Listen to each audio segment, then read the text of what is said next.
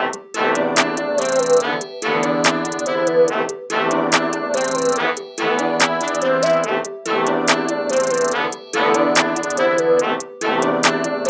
love you, Heartworm.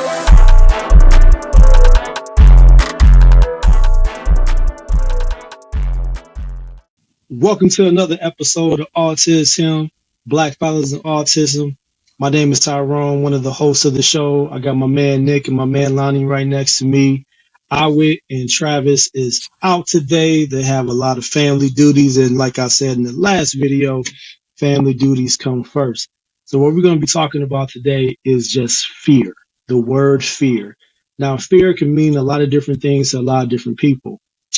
So what we're going to talk about is the fear of sending our kids into the world. How do we prepare them?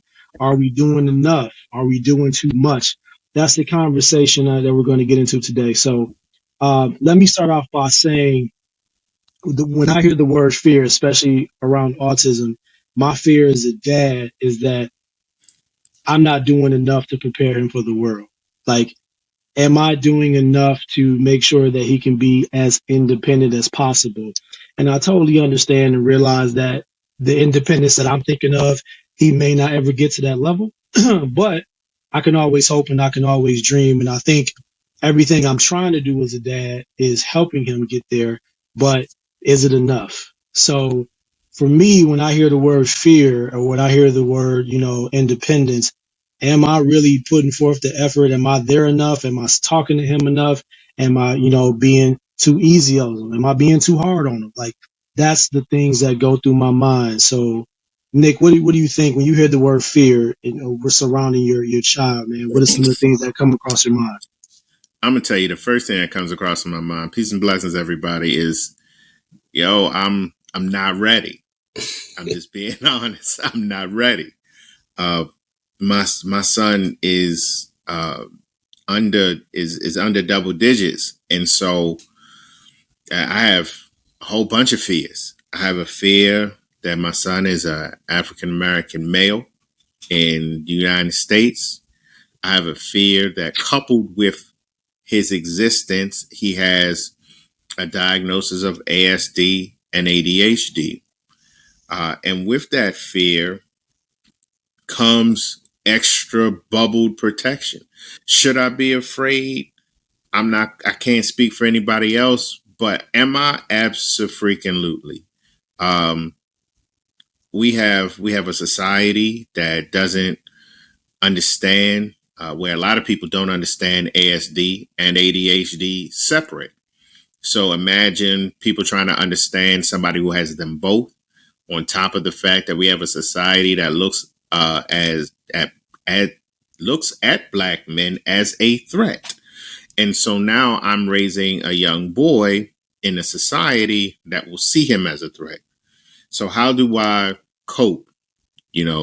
There's a lot of prayer and hope and communication and talking and trying to put him in positions and places that will keep him safe. However, I still have to make sure that he tries to get some of the skills that he needs in order to succeed.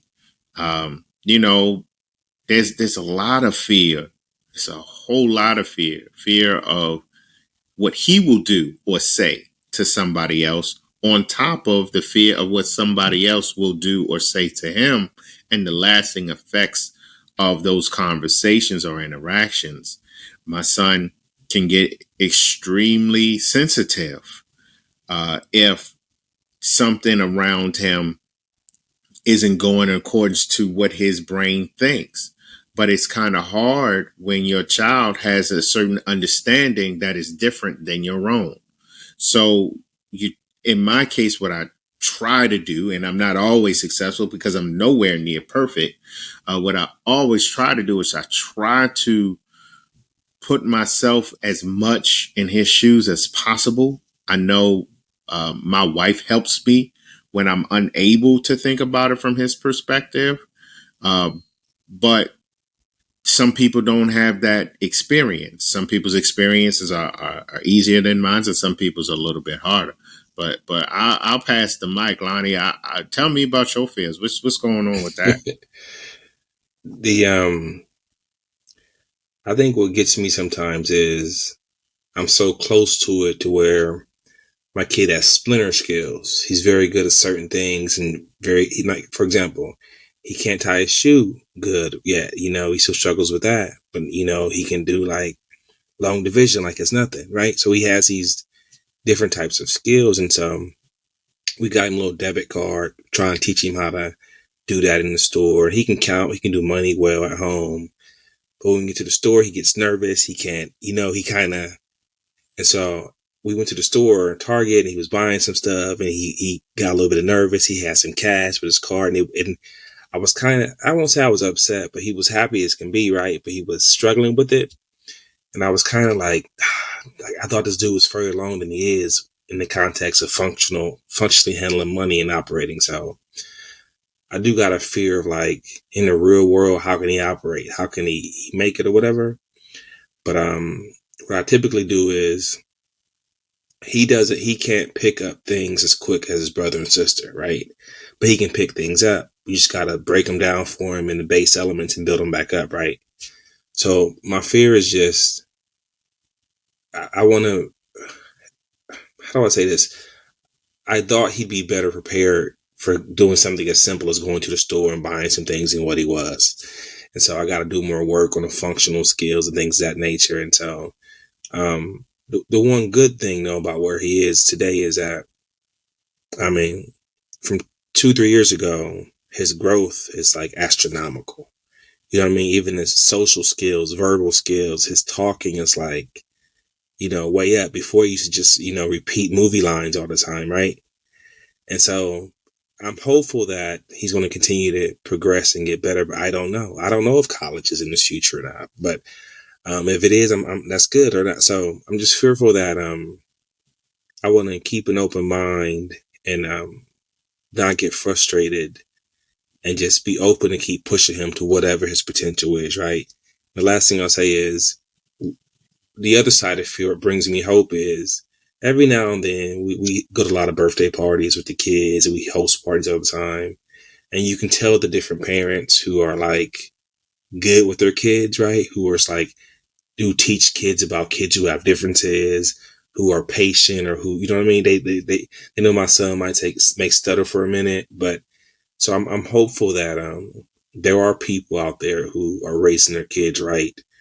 Let them know that kids have differences. It doesn't mean they're less than or whatever. So I'm always at birthday parties, just events. You can see kids who've been sort of coached, kids who've been sort of like, you know what I mean? So I'm hopeful that there are more people out there who are open minded and who are just, I won't say friendly because I know the world ain't friendly, but I think about that a lot. So every now and then I'm like at the same time hopeful, but at the same time nervous. So I'm just fearful about helping him be able to live and function on his own. And my process now is just starting slowly, getting the money together. We can go to the store. He can, my fix, we go back to the store. I'm taking a notepad. He's going to write things down. He'll do the math on his own before he get the cash register. Then he can be good because he can do that easily. So it was more of the social interaction piece that got him. So. But you know what, Lonnie, you got me thinking when you were talking about like being around people or other people that help train their kids, help have their kids understand that other kids are different. I'm just going to be honest. I don't see, and I'm not saying it's not there. I don't see the training from other parents in the African American community having the same types of discussions where they're teaching children that other kids are different. I'm not saying that they're not having them. I'm saying I don't see them. I'm from an area that's, predominantly African American. I've sent my son to some schools where the majority of the kids in the school were African American. And I have not seen other parents teaching their children about the differences of children in general. And I think it could be a whole bunch of reasons why that's the case. They, oftentimes in our African American families, we're just teaching our children to survive. We're just Yeah. trying to make it versus trying to teach our children, you know, you need to see the differences or that other children have differences. And it brings me up to another fear of my son's future. I would like to have, you know, I would like for my son to, you know, one day date and stuff like that. But I also understand that, you know, if we don't have other people like, you know, helping to teach their children that there are differences, I fear who will be available to understand my son with his ASD and ADHD, that will honestly try to understand who he is as a person, where his nuances aren't a negative to them, but they see those nuances as a positive, and they will treat him well. And so that brings up another fear, because in my experience, and once again, I will preface this, I know other people have other experiences than my own, but in my experience, I have not seen a lot of African American children learning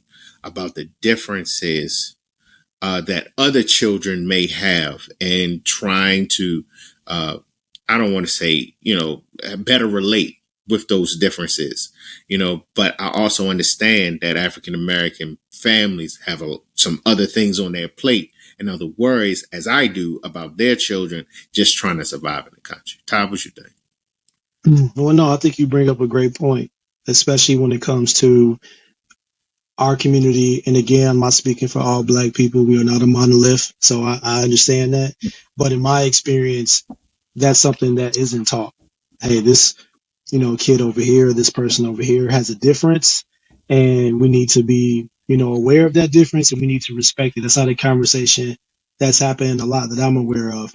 That's why I'm hoping that this podcast kind of sheds some of that, you know, light on that. Like, hey, you know, I never thought about that. Maybe that's something I should be teaching my son or daughter or my child. So, no, you bring up a really good point. I'm gonna go back to one of my fears with my son is, you know, and I heard somebody say this. I think it was T.K. Kirkland, the comedian T.K. Kirkland, and he brought up he said a quote. It was a great quote saying that, you know, you have a contract in life with your life, and you're trying to renegotiate this contract to live longer with God, right? So I think about that a lot. I think about trying to renegotiate this contract of my life with God, trying to make sure my mental health, my physical health is together. And sometimes, no matter how hard you try, just genetics, things happen with your body, right? But me being older, my fear is just not being here as long as I can, not just for my son, but all my kids, right? Because you want to be that protective barrier for them. You want to be that educator for them. You want to be that mentor for them. You want to be that father for them. And not being around, you know, for a super duper long time, because we all got a expiration date. That's my fear. Am I going to be able to put him around enough people, a strong community that's going to unconditionally love him that the way that myself and my wife do? And so that's where that fear of, okay, I know one day I ain't gonna be here. Am I putting him around supports? Am I preparing him around other people that's gonna look out for him the way that other people looked out for me growing up? You know, and I think that's a huge fear of mine. And another fear I bring up too, and I know you brothers probably want to get on this, you know, I'm gonna say this out of all due respect. I think law enforcement, the right law enforcement, I think is wonderful. I don't think all cops are bad. I would be lying if I thought that. But I do fear that there's that layer. If he ever learns how to drive, or if he's walking down the street, or if he's in the mall by himself or at a store and he has, you know, a breakdown, he gets upset, he doesn't understand what's going on around him, and they call the cops. What's the outcome of that? Will I be able to get to him in time? Will he be able to articulate what he's feeling and the diagnosis that he has of being on the spectrum? And like your son, Nick, he has ADHD as well. Can he articulate that language to them? And will they be kind enough and gracious enough to not do their job, but also understand, like, hey, this person, it has a diagnosis and we need to treat this person differently than we would a neurotypical person. And so, I have those two major fears. And, I want to say that it has gotten better, but it hasn't. Like, it hasn't gotten better. I think I've learned to cope with it and deal with it a little bit more, especially being around you guys and being part of the support systems I'm a part of. But that fear is still there, man. I hope I can get to a point in my life where I do have some type of peace, or my wife and I have some type of peace. But it's a long journey, and I don't know for sure if we ever will, man. I don't know. What do you guys, thoughts about that with your child being in the world and being around not just law enforcement, but also people with authority, how they would handle your kid? Which thing, Nick? Well, I'm gonna go ahead, Lonnie. I'm gonna let you go because I'm gathering my thoughts. I'm on a Facebook autism dads group, and a couple dads just posted, my son got their license, and that gave me anxiety. I'm like, Jesus Christ, I can't even imagine my son in the car driving. I can't imagine my typical kids driving yet. So I was like, what in the? I'm not there yet mentally, but man, I would just, I'm gonna need blood pressure, heart medicine. That won't be nice. I gotta build up for that. But speaking about building a community around your kids to support him, this might be not necessarily a good thing, but I do worry a little bit about when I'm not here. But because my kid has a brother and sister, the expectation we're raising them with is, this is your brother, look out for him. And we're trying to take steps right now financially to make sure if something happened to us, they good. We got the insurances in place. We got the things in place. We're prioritizing their 529s, their college funds and stuff. And so I sat down last night with my kids. Here's college. Here's what it looks like. Here's college funding and whatnot. They understand some of it. Yeah, all of it. No, probably not. But I'm saying we're positioned to take care of you guys should college be the right direction for you. And so that's big for me to say, because I'm like, should college be I grew up, we doing this. You ain't got no choice. You know what I'm saying? But so I'm trying to stay growing. I'm trying to stay in my mind and manage some of my own fears, because I recognize it's something I carry with me all the time. I'm always turned up with these fears. What's going to happen when I'm not here with my kids in the situation? Can they navigate that? What happens if, you know what I mean? And I think I mentioned to you, he had a field trip at the museum. I'm in the parking lot of the museum. I'm like, is he okay? Is he good? Should I go in there? I'm like, dude, so that was my anxiety, my fear. I'm like up here stalking my baby, right?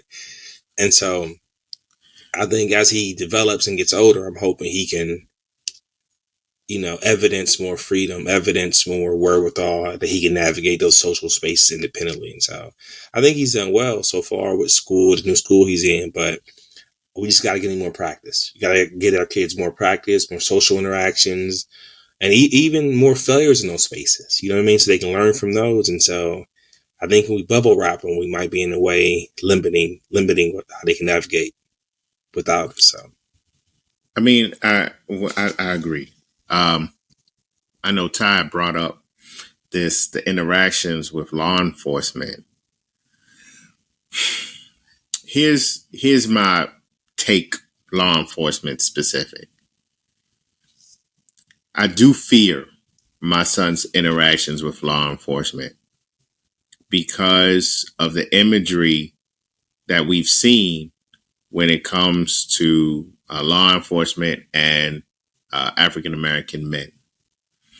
Now, I will also say that there needs to be a balance in the imagery between law enforcement and African American men to support Ty's notion earlier that all law enforcement aren't negative, aren't evil, aren't out to get you. Those positive images of law enforcement interacting with African American boys need to be at a minimum the same, shown at the same clip as those negative ones, even though I personally believe they need to be shown more. Showing those more positive images of interactions with law enforcement and African American boys will increase or decrease, let me say that, will decrease my fear. But until that happens, it is my hope that the training that law enforcement officers receive when it comes to dealing with individuals that have any kind of disability, neurodivergent, any kind of outside of the box personality trait, whatever, any differing ability, that these law enforcement officers take the time to de-escalate. Now, I'm not only worried about law enforcement officers in this situation, because now we have good Samaritan killers, and I will say it that way. People who believe they're doing the right thing, that do not have law enforcement training, that end up hurting, harming individuals that have a differing ability or a different lifestyle. So with that being said, everybody needs to have some type of grace, some type of patience when it comes to any person that you meet, because you don't know if they have a differing ability. Somebody that has ASD looks like somebody who does not. So we first need to come out of that thought process that you can visualize somebody's difference. You can't, not always. And so if somebody has a different way of operating in space, giving people that time, energy, and space to be able to do that, even if you're not law enforcement or you think that you're a good Samaritan, if you don't understand that person's situation, their ability, their way of thought, if you don't have training on any of those things, leave the situation alone so everybody comes out with their life. You don't end up in jail because you've killed somebody because you don't understand where they were coming from. It is my hope that, getting back to law enforcement officers, it is my hope that law enforcement officers in major metropolitan areas, in small town rural areas, in all areas in between, take the training as often as it is available to you to change your perception on individuals who have differing abilities or a different way of thinking, so that you're not taking the life because you don't understand where somebody else's position comes from. I'm not saying all cops are bad. I'm not saying that. But I'm also not saying that all cops are good. I'm saying that, please, if there is training, look at the situation to de-escalate first. Try to envision that person's perspective. Police officers, I've heard say they want to go home to their families. So do common citizens, and especially those individuals or the families of individuals that have a differing ability or a different thought. We want to see our loved ones home as well. So, if somebody has some type of difference, if they can't speak, if they're mute, or if they're deaf and they cannot hear, take those types of things into consideration when you're trying to pull somebody over or telling somebody to stop. What if that individual cannot hear you? What if that person has a differing ability and they're trying to reach in their pocket to show you that they have a ADHD card or ASD card to help you understand where their situation is coming from? If they reach in their pocket because they don't understand, or they have a little bit of a understanding of the situation, try to help them stay alive versus looking for, whatever adverse force is called in that situation.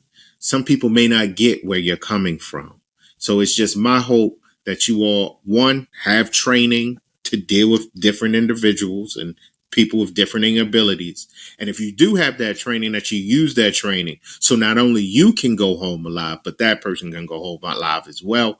Those are the fears that I have when it comes to my son and his dealings with law enforcement. How do I combat that? I try to teach my son to, one, stay calm in those situations. Because the one thing I have learned by talking to people who are either previously law enforcement or currently law enforcement, or even those that I served with in the military, being calm can save your life. So I try to teach my son to breathe. I try to teach my son to relax and be calm in stressful situations. It is not easy. This is not a one size fits all pill.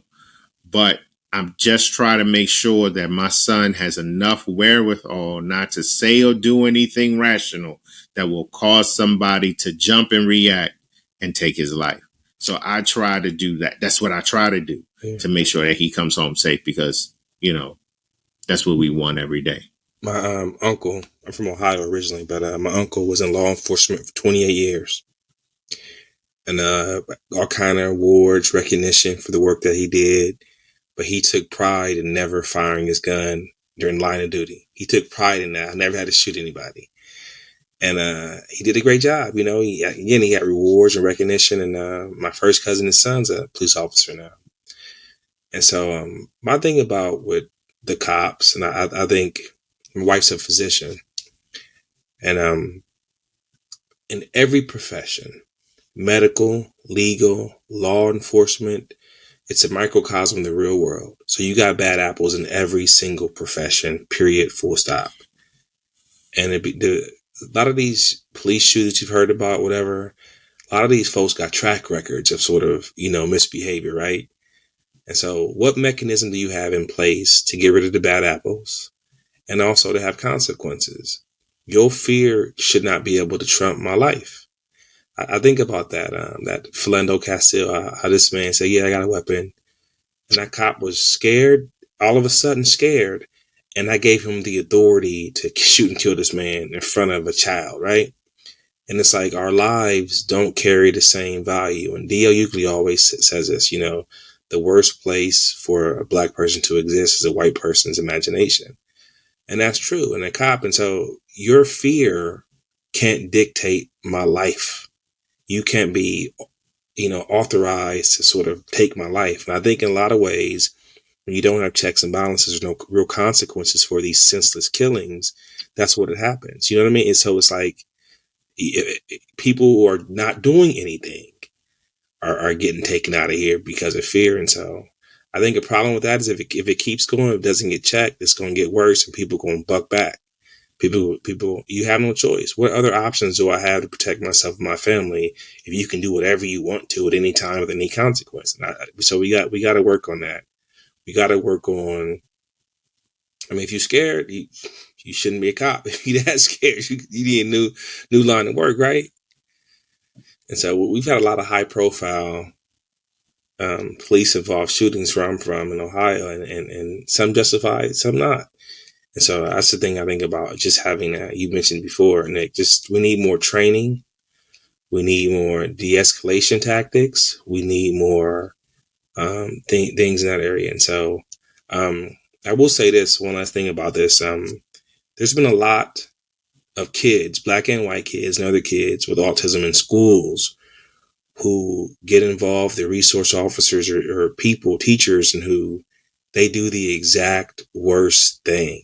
You put your hands on these kids, they're overstimulated, they can't handle it. You should have relationships in place to where you know how these children operate and respond. You should have de-escalation things in place to give them space. Here are safe rooms for them. Here are places they can go. Here are safe teachers or whatever. They have relationships with to help bring the temperature back down. But when you engage these kids, put your hands on them, restrain them, you turn a 2 or 3 or 5 situation to a 10. It's the wrong direction. So we need a lot more training for teachers right now and people who are our kids are supposed to be under their care, especially in these schools, because we've had a lot of high profile cases. I think down here in North Carolina where I'm today, where kids are getting handcuffed. You can't handcuff nobody's baby who's like 7, 8, 9. That's crazy. So got a lot of work to do. Now, for that specifically, in schools and dealing with resource officers, if your child has some type of paperwork, 504 IEP inside of the school, there is language that you can place in those documents that state, do not restrain. Like you can have a do not restrain type of statement in those documents. I have one in my son's IEP. My son has an IEP. We have a do not restrain verbiage in his IEP. So if there is a resource officer at the school, they should be aware of the students that have differing abilities.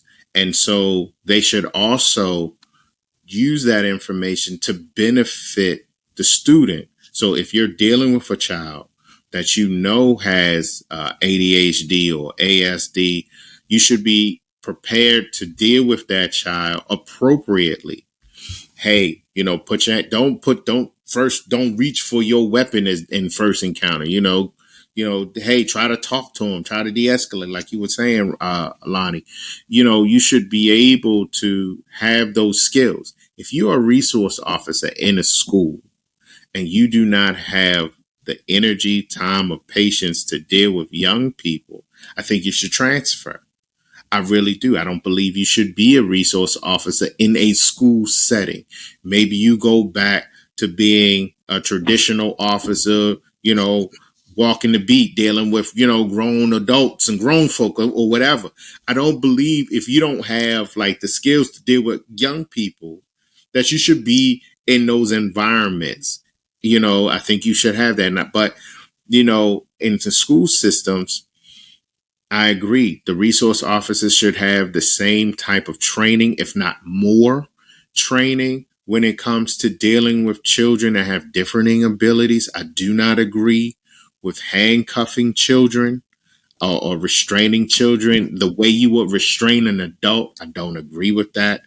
I believe that if a situation has escalated to that point, the parents need to be notified and see if you can quarantine that child safely until that parent gets there, or until a social worker gets there, or until somebody is there, like you said, Lonnie, that has a better relationship with that child, so it's not getting worse. There are people who have pulled their children out of the school system and have started homeschooling for situations similar to the ones that we're describing.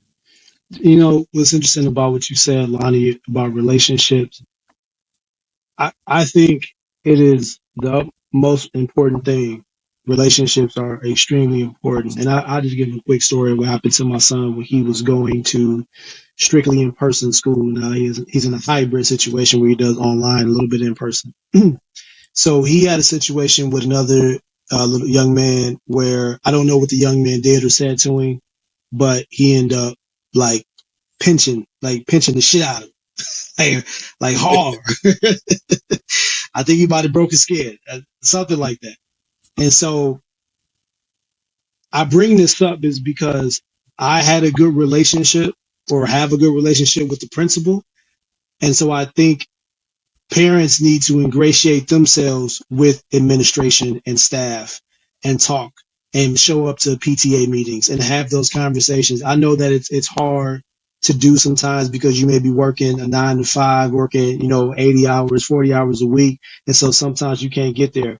But, parents out there, if you can ingratiate yourself in the school system so that they know who you are, they go Tyrone dad, they know who I am. So I bring the story up because he called me and he said, Mr. Green, I said, yeah, this is me. He was like, hey, your son had an incident in school today.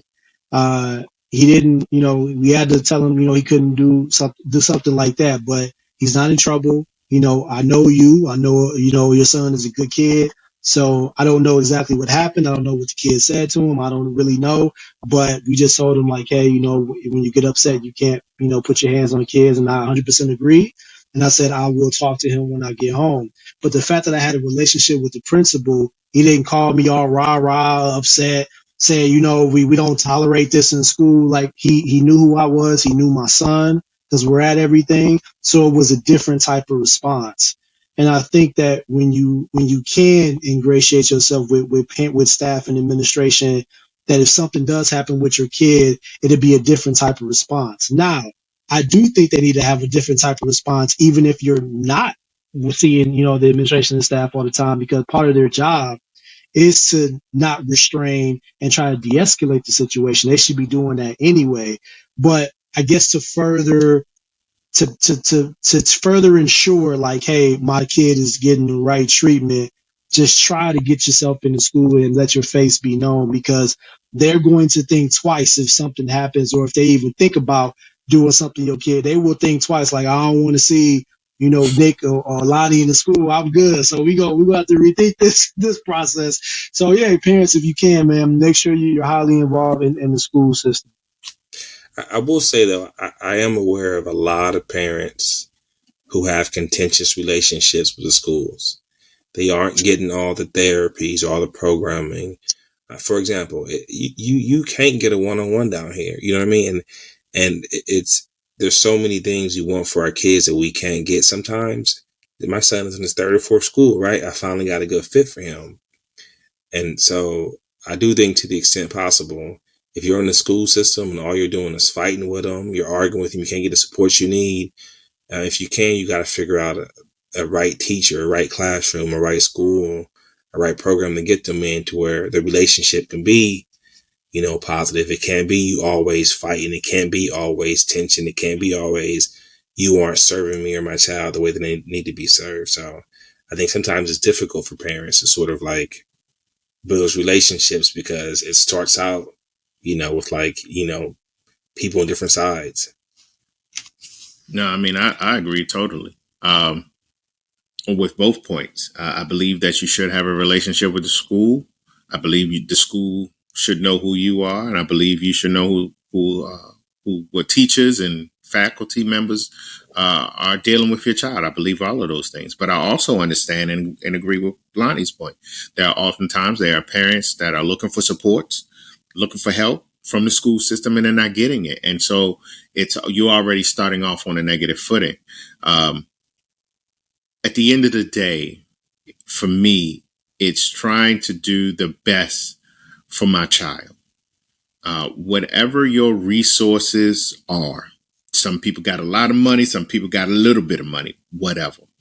Whatever your resources are, definitely do what you can to put your child in the best situation you can place them in. If that is inside of the same school system and moving schools, do that. If you can afford to go to a private school, or your school system will pay for you to go to a private school, go that route. If you have to move out of state to move to a place that has better school systems, nationally, if you can do that, do that. Whatever you can do. If all you can do is call up there every single day to make sure your child is safe, then call up there every single day to make sure your child is safe. Whatever you can do for your baby, you do, or babies, you do what you can. And that is based off of whatever time, energy, and resources you have available. If you don't have time, energy, and resources, see if somebody else who you love can call for you. If they got an auntie or a grandma that might be retired, maybe they can call up to the school to check on little Jimmy or little Johnny or whatever. If you got a brother or sister who works for the school system, see whatever they can do inside of the school system to best help, keep your child in the best situation possible. Whatever you can do what you can do, because that's all we can really ask for anybody, is for you to do your best. My only thing is just do something if you're realizing that something is going on with your child. Just do something. I mean, Yeah. try to be, as involved of a parent as you possibly can to make sure that your child is good. You just reminded me, my kids last year in public school, he had 3 different special ed teachers in 1 year. Here's the crazy part though.